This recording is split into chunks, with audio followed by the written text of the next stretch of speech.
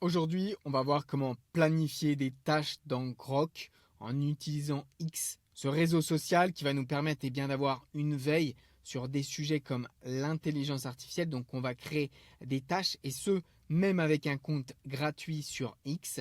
Et on va pouvoir également utiliser Claude cette fois-ci pour regarder comment fonctionne un site internet et voir la performance d'un site internet. C'est ce qu'on appelle le SEO. On va même carrément créer un audit SEO qui va nous permettre de voir qu'est-ce qui va correctement sur notre site internet ou au contraire quels sont les gros manquements de notre site internet. Et on prendra l'exemple de l'affreux de notre site internet qui est totalement à revoir. Vous allez le voir dans sa vidéo.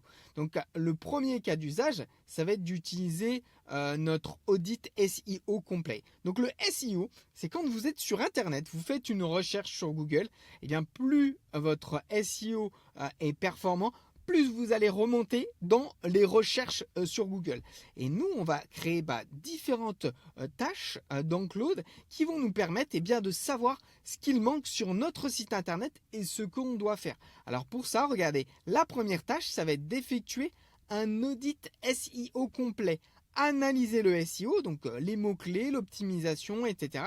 Indique-moi 10 corrections les plus efficaces classées par effort. Voilà, est-ce que j'y mets beaucoup de moyens et puis si j'y mets beaucoup de moyens, peut-être classe-le un petit peu en dessous. Donc vraiment, on va lui dire d'indiquer un peu un curseur comme ceci et tu me fais un PDF. Et après, on verra qu'on va continuer, on va dialoguer, on va faire un échange, on va transformer l'audit, vous le voyez jusqu'ici, en une présentation PowerPoint que je vais pouvoir présenter un client fictif, mais surtout moi, ça va être beaucoup plus clair que l'audit qu'il a créé dans la phase 1. Et la phase 3, ça va être de créer un classeur avec tous les éléments, les problèmes, les catégories, les produits. Et là aussi, on va pouvoir s'en servir, nous, si c'est notre site internet, pour changer petit à petit ce site internet. Et puis si c'est celui d'un client, on va pouvoir lui envoyer directement notre petit classeur, notre tableur SEO, notre Excel qui va lui permettre de voir les tâches qui ne vont pas. Donc on va commencer avec le premier cas d'usage et regardez, en fait, nous on va lui donner en anglais le prompt. Donc c'est le même prompt qu'on a vu à l'écran et on va lui dire, regardez bien à l'écran, Perform a comprehensive SEO audit. Et là, vous mettrez donc votre site internet. Moi, je vais vous partager ce document. Vous aurez juste à commenter audit et je vous fournirai ce document. Et donc, dans ce document, on voit que la procédure 1, c'est d'effectuer l'audit. Donc, nous, on passe direct sur Claude. On lui demande de me faire un PDF avec le site internet. Vous le voyez à l'écran, on l'a tapé juste ici. On va le laisser travailler. Et une fois qu'il a fini de travailler, je vous reprends. Alors Claude, il s'est mis à la tâche parce que, tout bonnement, on lui demande de faire une tâche. Et regardez, il a interrogé ce qu'on appelle un skill, c'est-à-dire une compétence. Donc il sait comment aujourd'hui générer des PDF. Il a même ma charte graphique. Alors, on ne va pas attendre qu'il ait fini. On va aller directement dans mon exemple que j'ai fait. Regardez bien. Voilà, donc moi, je l'avais déjà fait en amont. Donc, vous voyez à l'écran. En fait, je lui ai demandé de faire un audit du site internet thefrenchbot.com. Je vous rappelle ce site internet. Et regardez, donc il m'a fait un audit de 11 pages avec les points critiques. On voit que le SEO, c'est-à-dire les mots-clés, ça ne va pas du tout. L'optimisation de la page ne va pas du tout. Le contenu n'est pas bon. Enfin, vraiment, on a une note sur 18 sur 100.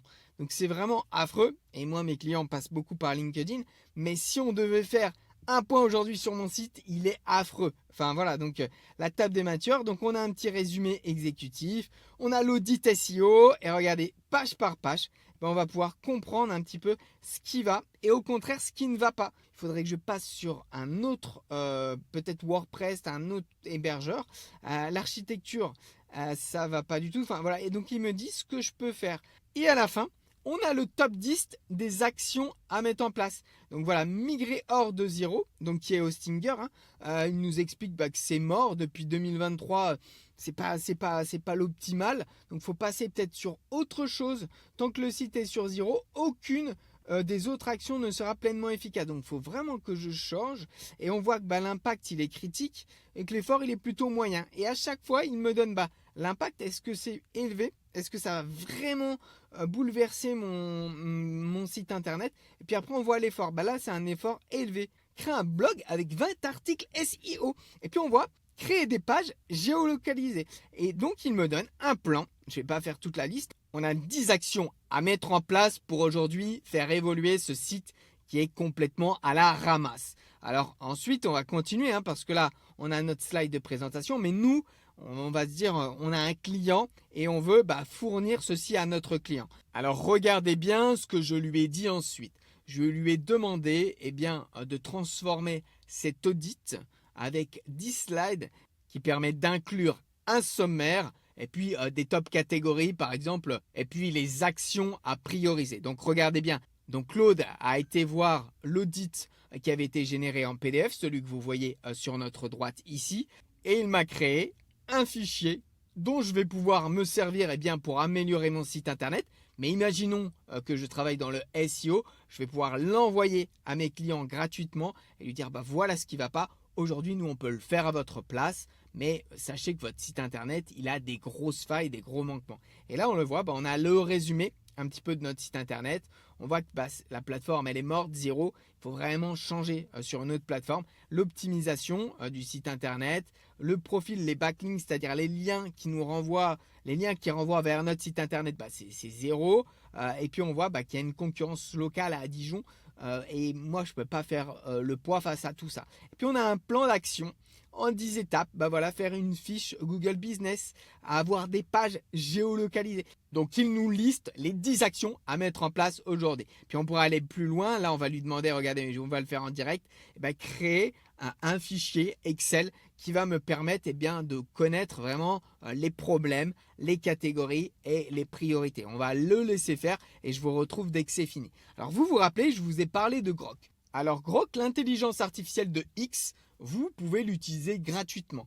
Et sur ce plan gratuit, vous allez pouvoir utiliser des tâches et planifier des tâches. Et pour ça, vous allez dans l'onglet juste ici, vous avez tâches, voilà, et on va planifier les tâches. Les deux tâches qu'on va planifier, ça va être des recherches, des top recherches. Alors regardez bien sur mon écran, on le voit juste ici. La top recherche, ça va être par exemple de nous dire, rechercher sur X les principales tendances de votre niche. Donc nous, on a choisi l'intelligence artificielle. Regardez bien, on a mis intelligence artificielle depuis les 24 dernières heures. Donc ça nous permet d'être vraiment à l'actualité.